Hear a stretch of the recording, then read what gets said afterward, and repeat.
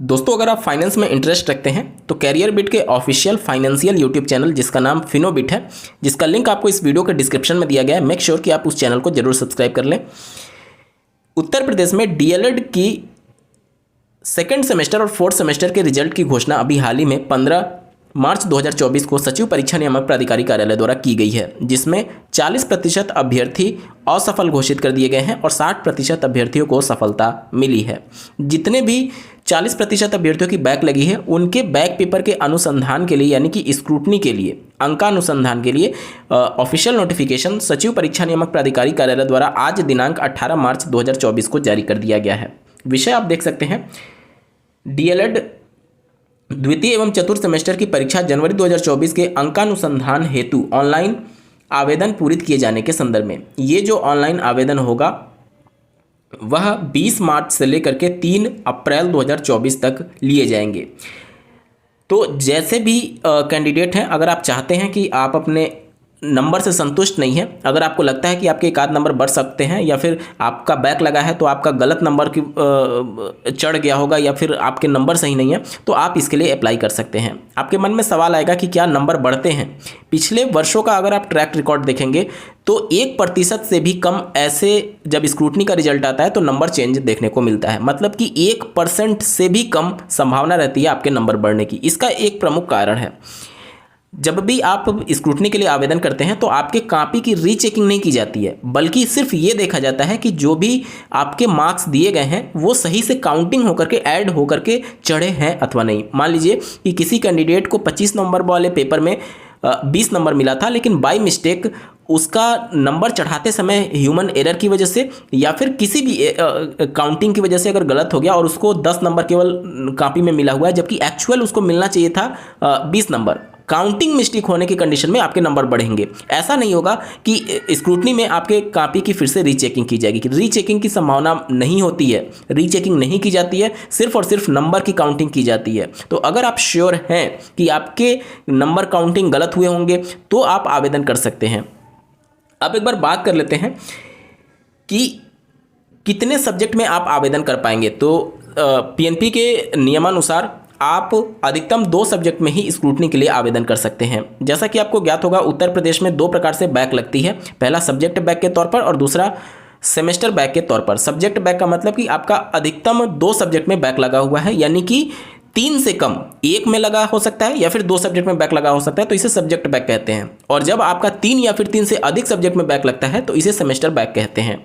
अब चूंकि आपको 2 सब्जेक्ट में ही बैक पेपर के लिए स्क्रूटनी कराने का अनुमति दिया गया है, तो अगर आपकी मान लीजिए सब सेमेस्टर बैक भी लगी हुई है, यानी कि 3 या फिर 3 से ज़्यादा सब्जेक्ट में बैक लगी हुई है, तो आप अधिकतम जो आपको मौके मिल रहे हैं 2 सब्जेक्ट में आवेदन करने के लिए, आप आवेदन जरूर कर दीजिएगा। इससे फ़ायदा ये होगा कि अगर 2 के लिए आपने अप्लाई किया जिसमें आपको कॉन्फिडेंट है कि आपका नंबर बढ़ सकता है, हो सकता है कि काउंटिंग मिस्टेक हुई हो, अगर आप श्योर हैं तो आवेदन जरूर कर दीजिएगा। इससे फ़ायदा ये होगा कि मान लीजिए कि अगर आपका 2 में से 1 में भी नंबर बढ़ गया और आप पास घोषित कर दिए गए, तो 3 आपकी बैक थी, अब 1 में आप पास हो गए और 2 आपका बैक रह जाएगा। 2 बैक रहने की कंडीशन में, जहां पर पहले आपका सेमेस्टर बैक हो रहा था, 2 में बैक होने की कंडीशन में आपका केवल सब्जेक्ट बैक माना जाएगा। सब्जेक्ट बैक के कंडीशन में आप अगले सेमेस्टर की पढ़ाई करने के लिए पात्र हो जाते हैं और अगले सेमेस्टर की परीक्षा में भी सम्मिलित होने के लिए एलिजिबल हो जाते हैं। लेकिन अगर आपकी 3 या फिर 3 से ज़्यादा सब्जेक्ट्स में बैक लगी हुई है तो उस कंडीशन में आप ना तो अगले सेमेस्टर की पढ़ाई करेंगे और ना ही अगले सेमेस्टर की परीक्षा में सम्मिलित होंगे, जब तक कि आपका ये वर्तमान वाला जिसमें 3 में आपकी बैक लगी है,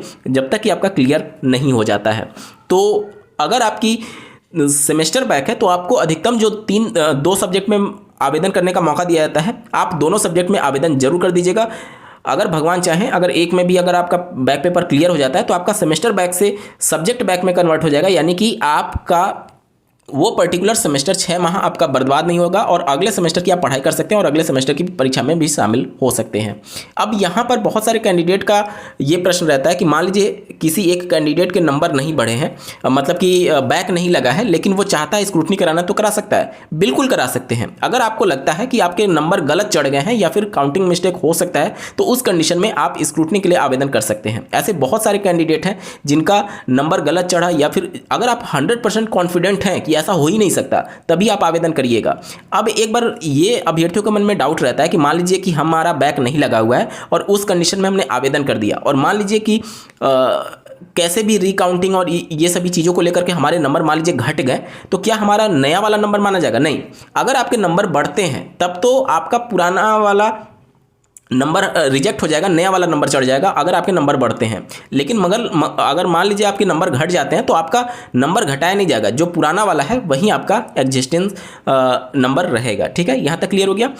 इसके बाद से एक डाउट अभ्यर्थियों के मन में ये रहता है, अभी अंत तक जरूर जुड़े रहेगा, बहुत महत्वपूर्ण मुद्दों पर बात करूंगा कि कितनी फीस रहती है और क्या चीज़ें आपको रहता है, किस तरीके से आपको आवेदन करना होता है। ठीक है, तो यहाँ पर अगर हम लोग बात करें कि मान लीजिए कि फर्स्ट सेमेस्टर में कोई कैंडिडेट है, फर्स्ट सेमेस्टर में उसके 2 सब्जेक्ट में बैक लग गई, सेकंड सेमेस्टर में गया, सेकंड सेमेस्टर में भी 2 सब्जेक्ट में बैक लग गई, तो ओवरऑल अगर आप देखेंगे तो 4 सब्जेक्ट में ये बैक हो गया, तो क्या ये सेमेस्टर बैक माना जाएगा? नहीं।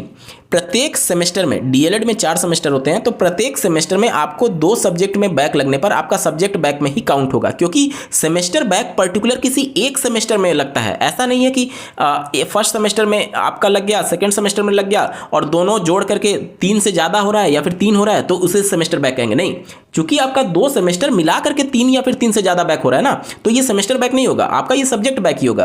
कहने का मतलब कि अगर एक सेमेस्टर में 3 या फिर 3 से ज़्यादा सब्जेक्ट में बैक लगती है तब उसे सेमेस्टर बैक में काउंट किया जाता है। अगर पहले में 2 में लगा, दूसरे में 2 में लगा, तीसरे में भी 2 में लगा, चौथे में भी 2 में लगा, तो आप किसी भी सेमेस्टर में रुकेंगे नहीं, आप अगले सेमेस्टर में परीक्षा में सम्मिलित भी होंगे और उसका प्रशिक्षण भी लेंगे। शर्त यहाँ पर केवल इतनी है कि आपका एक सेमेस्टर में 3 या फिर 3 से ज़्यादा सब्जेक्ट में बैक नहीं लगनी चाहिए। अब चारों सेमेस्टर में 2-2 में लग गया तो उस हिसाब से देखेंगे आपका 8 सब्जेक्ट में बैक हो गया, तो ये सब्जेक्ट बैक के तौर पर काउंट किया जाएगा। और जब फ्रेश बच्चों का मतलब फ्रेश बैच का जब उस सेमेस्टर की परीक्षा हो रही होगी तब आपको उस परीक्षा में बैक पेपर को क्लियर करने के लिए मौका दिया जाता है।